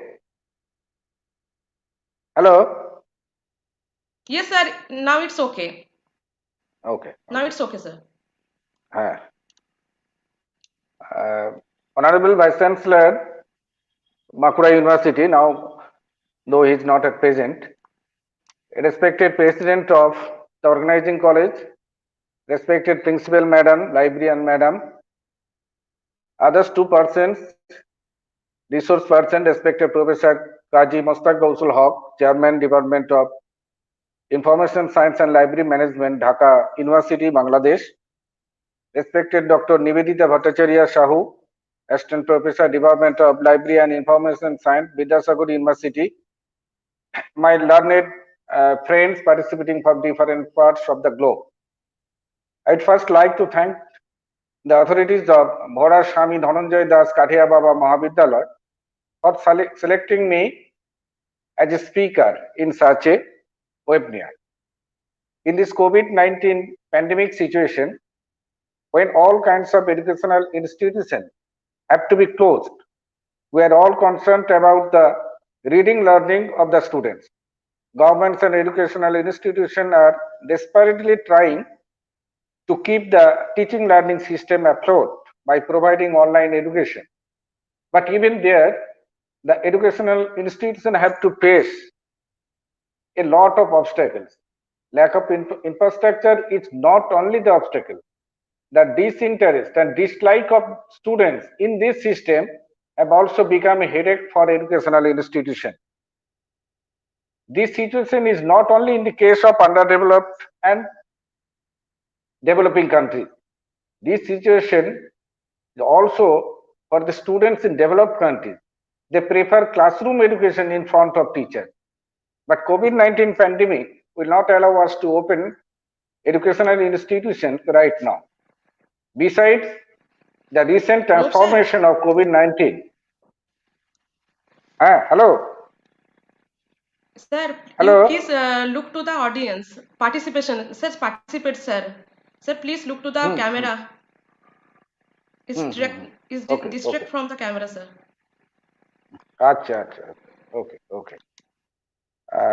But the COVID-19 pandemic situation, the recent transformation of COVID-19 has shocked Britain, and while this new version of super spreader is not spare even children, the government has to rethink whether school and colleges can be opened right now. In this situation, libraries and library professionals can play an important role in keeping the teaching learning system operational. In this unprecedented critical moment, thinking about this complex situation, Swami Dhananjay Das Kathia Baba College Authority has arranged this webinar on the role of library. As the principal of this college is a student of library and information science, she may have realized this more and more. A librarian is called a teacher without classroom. So, when students are not getting teacher with classroom for this pandemic, librarians with the help of technology can help students in their studies by attracting their attention through various textbooks, reference books, and journals. As a result, on the one hand, a mindset of using the library will be created in the students, and on the other hand, by getting multiple reference books on the same subject, the scope of their knowledge will also increase. By getting multiple references, they will be able to find their understandable things right out of it. Even then, if it is difficult to understand somewhere, they can understand it by talking to their teachers on the phone. But how will the librarian deliver study materials to students? My topics today is how library professionals can provide this service virtually with the ease of minimal technical infrastructure. Before that, I'd like to mention two international quality survey reports which discuss the limitation of this online study, the psychology of the students, and dangers of opening educational institution right now. First of all, I'd like to hear about the problems of Nigeria students in online study, and then we will know how painful this online study is for them. In response to compulsory closure of institution of learning as a part of measures aimed at curbing the spread of COVID-19 in Nigeria, efforts were made to keep students busy with academic activities during the lockdown. To fully understand how students feel about online learning during COVID-19, the pandemic, the study investigated the views of students of Anchor University. It is found that Anchor University was one of the private tertiary institutions in Nigeria. Lecturers went to extra mile to ensure that students had meaningful learning experiences. They engaged students with materials varying from text notes and voice notes to animated videos. They also used different online tools and platforms like Google Classroom, Google Meet, WhatsApp, and YouTube. So, how did the student feel about this? Findings showed that the students have negative disposition towards online schooling. Some of these views are tied to their home front situation. Most of the issues they complained about would have been taken care of in the school environment of Anchor University if the students are physically in the school. To arrive at findings, they collected data from 104 students out of about 500 students. Participants were drawn from in science, arts, social science, etc. The participants whose age range is between 17 and 22 were drawn from classroom between 100 and 400 level. They all responded to an online questionnaire regarding their disposition to online teaching and learning in the early part of the COVID-19 pandemic lockdown. The results showed that the students were not in favor of online teaching and learning. They had a preference for face-to-face learning and wish the practice should not be retained post-COVID-19. Over 60% of the participants did not find it fun learning through uploaded videos and other online learning channels. For example, the majority of the students say they concentrate more with teacher. They concentrate more with teacher in the class than when watching the video online. Some students said they are not learning more content from online teaching than they would have in face-to-face approach. Others said they would rather all the online lectures are repeated in the classroom after the lockdown. The surprise of finding is that the assumption has always been that students would readily welcome online learning given that they enjoy watching films, television, and are familiar with the modern technologies including laptop, computers, mobile, handheld devices like smartphones, etc. The finding contradicts research done in elsewhere on online learning. Also, the findings are not in tandem with research report done 4 years ago. Attitude towards e-learning at Babcock University, Nigeria. The report showed that the students have a positive attitude to online. Then what is the situation, present situation, where they are not liking this online class? The contradiction could be traced to the fact that students did not really আচ্ছা আচ্ছা expect the sudden shift to complete the online mode of learning recommendation. Based on the finding, they made several recommendations that tertiary institution could follow should they continue learning and teaching by online channels and platform. They should they should they should provide adequate training for lecturers to acquire requisite skills to effectively facilitate online delivery of learning content. They should provide adequate orientation, motivation, and training for students to acquire relevantly skills to maximally benefit from online teaching and learning. They should be exposed to modern information technology application to support their learning. They also made some recommendation for parents. Parents should try to provide an enabling environment for students at home. They should try as much as possible to provide support ranging from making available the necessary electronic gadgets such as laptop, Android phone, access to electricity power supply, generating set and solar panels, and sufficient data for strong and consistent internet connection. Parents should also provide an emotionally enabling environment so that students can benefit from face-to-screen online teaching and learning. These would help the students to benefit maximally from online schooling. Because online schooling is now the future of students, because even though parents and some individuals are vocal in their demand for opening of a school or college, yet another survey and from facts strongly oppose the opening of an educational institution right now. Let us now turn to that survey. Why India should not reopen school and colleges during COVID-19 pandemic.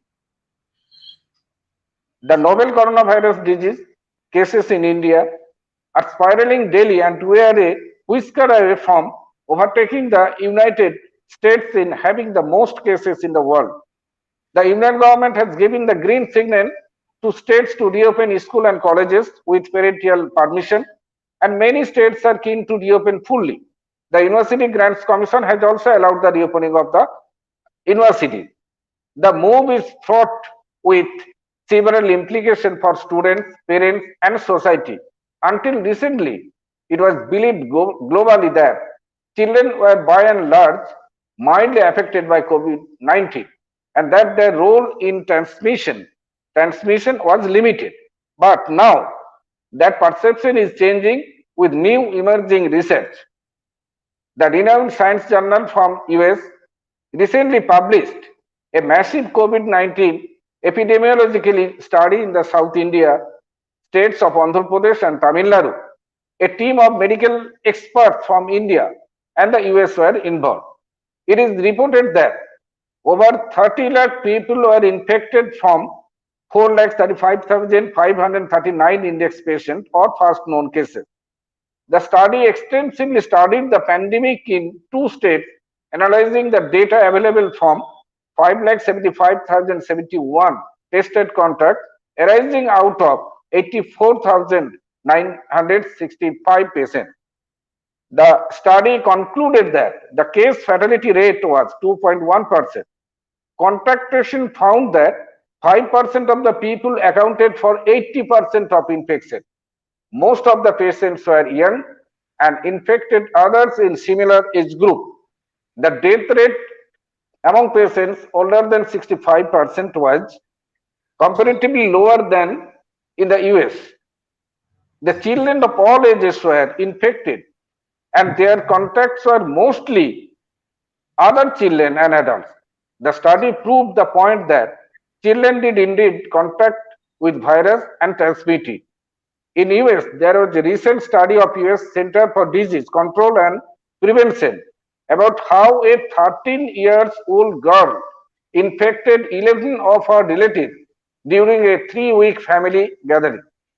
In another outbreak from Bhatlur village in Guntur district, again in Andhra Pradesh, 14 students contracted COVID-19 from their tuition teacher. Around 25 others, including their parents, in the village tested positive. There have been hundreds of reported outbreaks in school, universities, day campus, and child care centers from around the world, especially in the US, that conclusively furthered the myth that children do not spread the virus. There are many facets COVID-19 that are still unknown, especially in multi-inflammatory syndrome among children, young adults, and long COVID-19. There are several reports of MIs all over the world in children, although on a lower scale. In a large population of COVID-19 recovered patients, long-term effects are ranging from heart condition to lung and kidney damages called long COVID. Research is still ongoing in this area.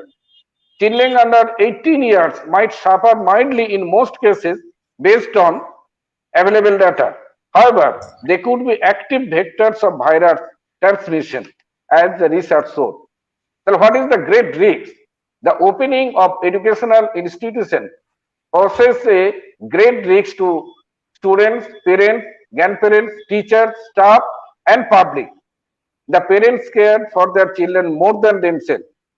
If school and colleges reopen and outbreaks occur, it will be difficult to manage the frantic rush of students and their parents to the testing centers and the hospital.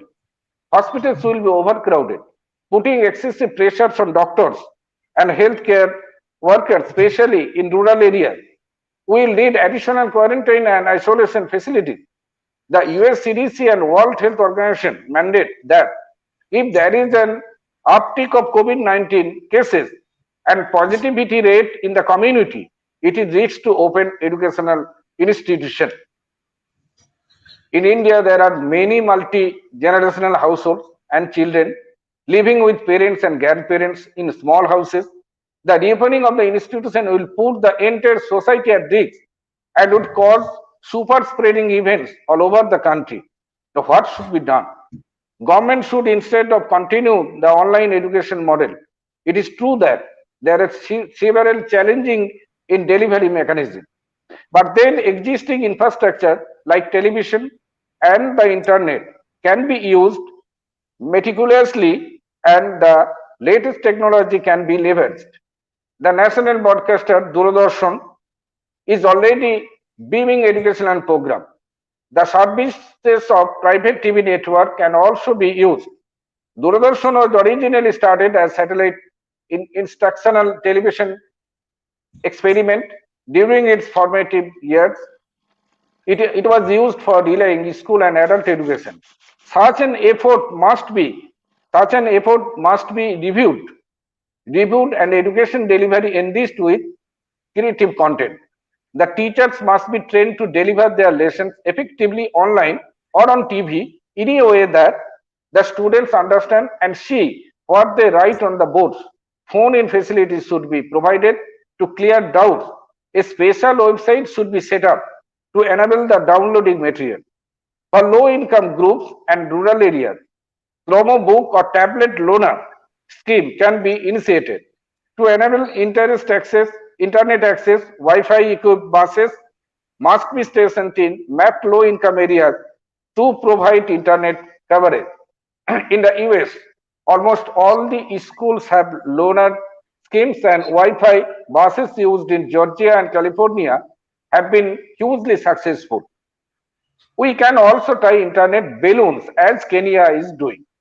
In the light of new studies and case studies highlighting the COVID-19 cases among children and keeping the national interest in view, government should refrain from opening educational institutions until the curve is flattened and the cases spike downward.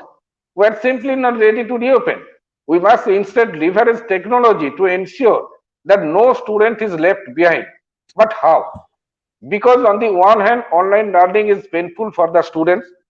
On the other hand, the educational institution cannot be open now. So what now? How to continue reading? And that is why the topics of today's webinar is very relevant and of course timely.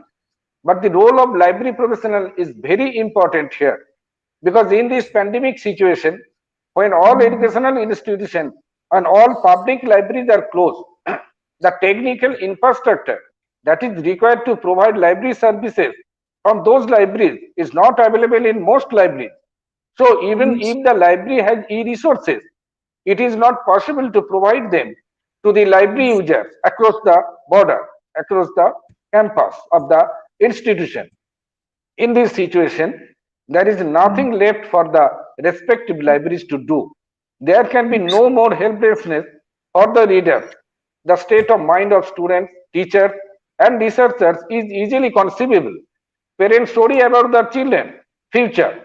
They are so worried and confused that they forget about protecting their child's health and are desperate to send them to an educational institution. What can you do in this situation? I would like to highlight the real aspect here without discussing any theory. And this is where the role of librarian becomes important. So, we first wanted to spread the message that libraries closed, librarians not. To give courage to the frustrated, helpless, bewildered victims, let's share that experience here. In response to COVID-19 mandates, teachers, students, and librarians around the world are being forced to take recourse to an online-only environment, as many reputed school libraries and universities have closed their campuses. Through this transformation, all aspects of the education system are being challenged to adapt quickly to this new environment, with the librarians responsible for ensuring the resources of all libraries from remote location. I failed to assume at the start of the lockdown that it would last so long. When I realized the real situation, this bothered me to my dismay. What will happen to students, teachers, and learners, researchers? How will they use the library? The Central Library of our university does not have any infrastructure to provide online library services in a remote location. Then I decided to provide library services to my university students, teachers, and researchers through WhatsApp messaging system and Telegram apps. I started the work in an instant, but the lockdown continued to be prolonged. Ordinary people are out of breath. They are trying to crazy. So, what is the way of coming out of this tangle? That's when my professional commitment questioned me. As a librarian, I can do many things. I conceived how we used to say in doing meeting, participating in seminars, that people's best friend is book, who do not betray. Today in this pandemic situation, this friend can stand by our side. At that very time, I saw a nice quote on social media that libraries close, librarians not. With this promise, we call on library professionals. Let us appeal to the housebound people, stay at home with books, because we thought that books could make people's lives less difficult. Those of us in our 60s know very well how the intoxication of reading books can keep people intoxicated with marvels of new thoughts and ideas through reading books. We will deliver the books to the homebound people, members of a platform of the library professional from rural to university, public to private library have been consulted with. I formed a team. I went open on the social media with my WhatsApp number with the declaration, if you are interested, contact me by WhatsApp on my WhatsApp number by giving your name, address and profession. We will register your name, then you may send your requisition for your books on need. We will try our level best to send you through online. The journey was started. Several Kolkata dailies covered our initiative in their news articles. Various news portals also cover this. And after that, we did not stop. Our online library services have reached beyond the borders of the state, even beyond the borders of the country. Let us share the fact. Here is one Dr. Joyanto Kumar Dirghanki. Originally, he is an inhabitant of Joyantapur near Chandrakona Road in West Midnapur, India. He is used to living in the United States in 1975. One day, he suddenly called me with an earnest longing, introducing himself. He said, "Sir, I have learned about the service from e-paper. If you please send me Bengali books, I will be grateful." Then I received another phone call, came from the same state, that is from America. It is Milan Kumar Pai. He is software engineer.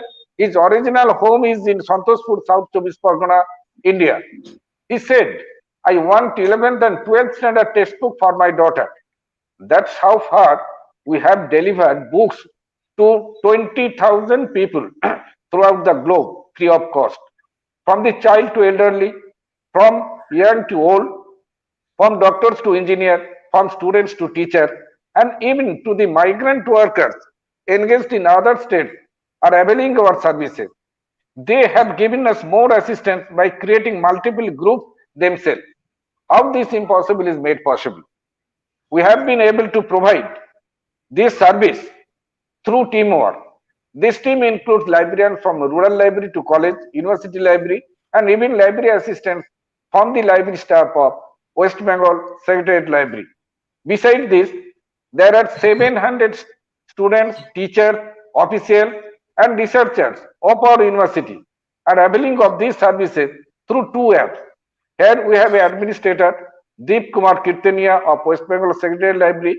Now he is the librarian of Bakura Sammeludi College. Though he himself is serving a university alone, we are also providing this service to 6 colleges in Bankura, Bardwan, and Hooghly. Those who are taking the service are sending their request on my WhatsApp. I am sending the requisition to our team.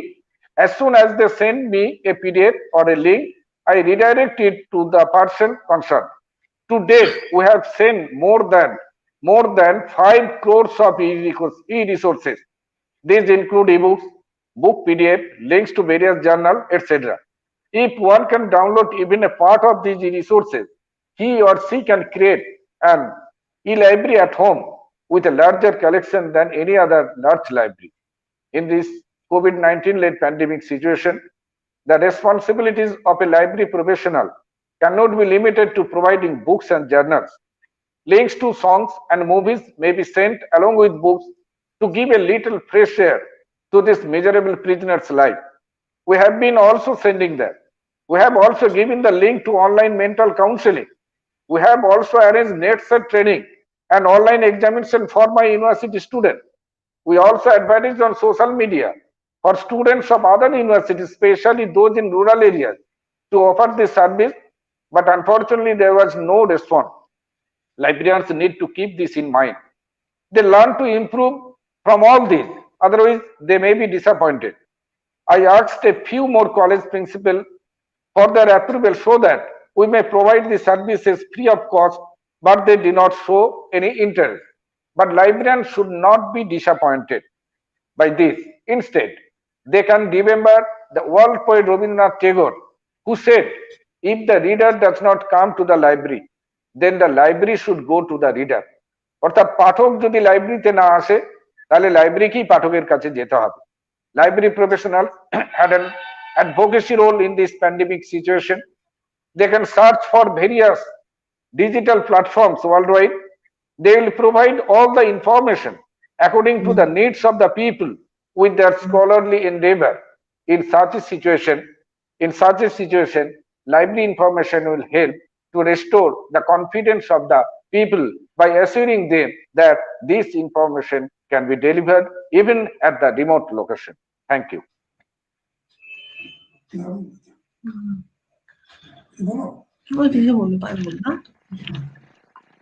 Thank you, sir. Thank you for your inspiring and revealing speech. Thank you so much, sir. It definitely throws us the light and gives some path for the librarians in future. Thank you so much, sir.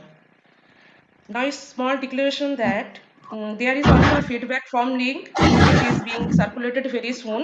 We would request you to convey your valuable feedback on the event. Registered participants can get the certificate after fill up the feedback form.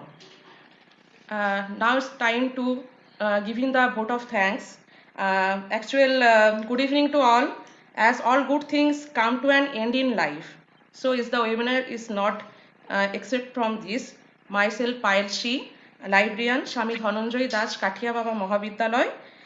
On behalf of college, I take the opportunity to propose vote of thanks to those who have directly and indirectly contributed to this webinar on role of college libraries in teaching and learning during this pandemic situation organized by our college, Swami Dhananjay Das Kathia Baba Mahavidyalaya. At the outset, I also thanks Chief Guest Professor Devnarayan Bandhopadhyay, who spared time from his busy schedule to grace the occasion. We are really enlightened with your knowledge and presence. Thank you so much, sir. We are thankful to our respected Principal Madam. I would like to express my deep gratitude and thanks to our respected Principal Madam Dr. Kakuli Ghosh Sengupta for her constant support and encouragement. Without her support, it's not possible for me and the organizing committee to organize that kind of beautiful webinar. Thank you so much, Madam. I have greatly benefited from your expertise in the field of library and information science in organizing webinar and look forward to her valuable contribution in all such future events. Thank you so much, Madam. And I also giving thanks to the speakers for their unflinching support. Our heartfelt thanks to all participants and our dear students for their active participation. And thank you everyone for your encouraging response. With these warm words and a kind message, we move to end towards webinar. Thank you. Thank you all. Have a good time. Thank you. Thank you. Thank you. Thank you, Payal. Thank Thank you you, sir. also. Thank you. Thank you, Payal. Thank you so much. Thank you, everyone. Okay. Thank you, Let madam. us. Yes, sir. Thank you very much. এবারে দেখতে Yes, পাচ্ছেন তো? দেখতে পাচ্ছি আর আমার এত ভালো লাগছে যে আপনাদেরকে পেলাম একই প্ল্যাটফর্মে। না, খুব অনেক দিনের ভালো চিন্তার হয়েছে। ফসল, অনেক দিনের Thank চিন্তার you. ফসল আপনার যা হ্যাঁ, হ্যাঁ। পরিশ্রম যা করছেন আপনি আমাদের জন্য অনেক করেছেন। না, না। এরপর আজকে একটা ছোট্ট লাইব্রেরিটাকে তো আপনি আছেন বলে আরো বেশি করে হচ্ছে এটা। আমি সেটাই বললাম, যেহেতু আপনি লাইব্রেরি সায়েন্সের স্টুডেন্ট ছিলেন, যার একটা সময় ফলেতে আরো বেশি এনকারেজিং আপনার পায়েলও খুবই মানে সাপোর্টিভ Exactly, sir. ব্যাপারটা নিয়ে। Without Principal Madam help, it's not possible for me to arrange that kind of webinar. And also thanks to you and for your constant support, sir. We organize that kind of webinar, and also hope that in future we also arrange that kind of webinar on different topics. Sure. Thank you, Sure, sir. sure, sure. আমার তো মনে হয় আমরাই করতে পারলাম, মানে অনেকগুলো বাঁকুড়াতে এত কলেজ আছে, আমরা মনে হয় মানে না, মেবি ফার্স্ট টাইম না, না, না। That you have arrange right, right. such a wonderful webinar, and thank And you also again. thanks to Nivedita madam, and madam also giving thanks to Nivedita madam. Madam is Yes, very yes, madam has given much. me a very elaborate thank you. And thank you, ma'am. My heartfelt regards to all of you. Pranab sir, Kakuli madam, আমরা all of you. আমরা দুটো webinar করলাম একসঙ্গে। তো আজকে হ্যাঁ, sir. Nivedita ম্যাডামের তো খুবই ইনফরমেটিভ হয়েছে। গতবারে দারুণ যেটা হয়েছে। সবাই জানতে চাইছিল, সোর্স গুলো বিভিন্ন, ওপেন সোর্স, ফ্রি অ্যাক্সেস, এগুলো খুব দরকার আমাদের। ভীষণ দরকার। সেবারে আমাদের ওয়েবিনারের পরে কোচবিহার ইউনিভার্সিটি থেকে ওদের একবার অ্যাসিস্ট্যান্ট রেজিস্ট্রার থেকে আরম্ভ করে সবাই নিয়েছিল আচ্ছা, ওই সোর্স গুলো। দিয়ে আচ্ছা, ওরা নিজেদেরকে প্রিপেয়ার করছে টু ফেস দ্য ন্যাপ। আচ্ছা, সুতরাং আচ্ছা। এগুলো এই জন্যই এগুলো ওদের কাজে লাগে। আসলে এখন তো আর এটা ছাড়া কিছু করার নেই আমাদের, মানে এগুলো হ্যাঁ, নিয়েই হ্যাঁ, আমাদের হ্যাঁ। চলতে হবে আসলে। এখন করতে আর এই হবে। মুহূর্তে আরো কতদিন এইভাবে চলতে হবে আমরা নিজেরাও জানি না আর কি। তার ফলে তবে এগুলো যেটা ঠিক, ইকুইপড ঠিক। থাকলে বললেন না, না, যে ইট ইজ মানে আমি তো প্যান্ডেমিক আমাদের ওই জন্যই ওই রিপোর্টটা আমি করলাম। ওই রিপোর্টটা যেটা বেরিয়েছে ওটা তো একটা ইন্টারন্যাশনাল জার্নালে বেরিয়েছে, এবং এমফেসিস ভারতবর্ষের ক্ষেত্রে, যেখানে এখনই খোলাটা কি রিস্কি হতে পারে সেটা বিভিন্ন তথ্য দিয়ে ওরা দেখিয়েছে আর কি। ওটা আমি করলাম যে আমাদের এখনো এইভাবেই চলতে হবে, আমাদেরকে অনলাইন সার্ভিসের মধ্যে চলতে হবে। এখনো কতদিন চলতে হবে জানি না, মানে এই বছরটা কতদিন আবার চলতে পুরো হবে কিনা, মানে আমরা খুব চিন্তিত এটা দেখা নিয়ে যাক। আর কি। ভ্যাকসিন অক্সাইড কি চলে গেলেন নাকি আছেন? অক্সাইড মনে হয় চলে চলে গেছেন গেছে। বলে। স্যার বেরিয়ে গেছেন, স্যার একটু মেসেজ করলেন তো। হ্যাঁ স্যার আচ্ছা, বেরিয়ে গেছেন। ও আচ্ছা, মেসেজ করেছেন। স্যার আমরা আমার লাইভেই ল্যাপটপ আছি, কি আর তাহলে প্রবলেম আমরা হলো? এখন এটা থেকে লিভ করলেই বেটার হয়। পরে আমরা একটা ছোটখাটো মিটিং করে আপনাদের সাজেশন নিয়ে আমরা ঠিক। আরো এগিয়ে যাব আশা রাখি ঠিক ভবিষ্যতে। ঠিক হেল্প লাগবে আমার ইন ফিউচার, হেল্প পেলে আমরা আশা করি আরেকটু নিজেদেরকে সাজাতে পারবো, আরেকটু বেটার সার্ভিস দিতে পারবো স্টুডেন্টদেরকে, টিচারদেরকে। না ঠিক Definitely. ঠিক ঠিক আমি নিশ্চয় নিশ্চয় চাইবো এট দ্য টাইম। হুম হুম হুম ঠিক আছে, সবাই নিবেদিতা ভালো ম্যাডামও থাকবেন। আমাদের অনেকগুলো দিক তুলে ধরেছেন, ভীষণ থ্যাংক ইউ ম্যাডাম হুম আপনাকেও, Thank মানে you. এত Thank you ভালো so একটা much. ইনফরমেটিভ আপনি একটা প্রেজেন্টেশন করেছেন, অনেক থ্যাংক ইউ। এবং আমরা প্রণব স্যারকেও জানাই অনেক ধন্যবাদ, উনি ওনার এনকারেজমেন্ট, ওনার সাপোর্ট, হ্যাঁ মানে, এবং প্রিন্সিপাল ম্যাম তো মানে উনি তো ব্যাকবোন আমাদের কলেজের, এবং সব থেকে বড় কথা আজকে ওনার কোনো রকম মানে সাপোর্ট ছাড়া করা পসিবলই ছিল না, কন্টিনিউয়াসলি ওনার এনকারেজমেন্ট, তার জন্য থ্যাংক ইউ ম্যাম। হ্যাঁ, হ্যাঁ, ঠিক আগামী আছে, দিনগুলো এবার তো আপনাকে পাশে পাবো। তুমি এবারে রেজিস্ট্রেশন ফর্ম গুলো ব্যবস্থা করো, মানে সার্টিফিকেটের হ্যাঁ। ব্যবস্থা করো, এটা last কাজ তোমার। তোমাকে অনেক হ্যাঁ। ধন্যবাদ, অনেক পরিশ্রম করেছো, ভালো হও, ক্যারি অন। হুম ঠিক আছে, ভালো থেকো সবাই, হুম ভালো ঠিক থাকবেন Thank সবাই। you. Okay Thank you. Okay Thank you bye so much. Bye bye. Bye bye. Bye by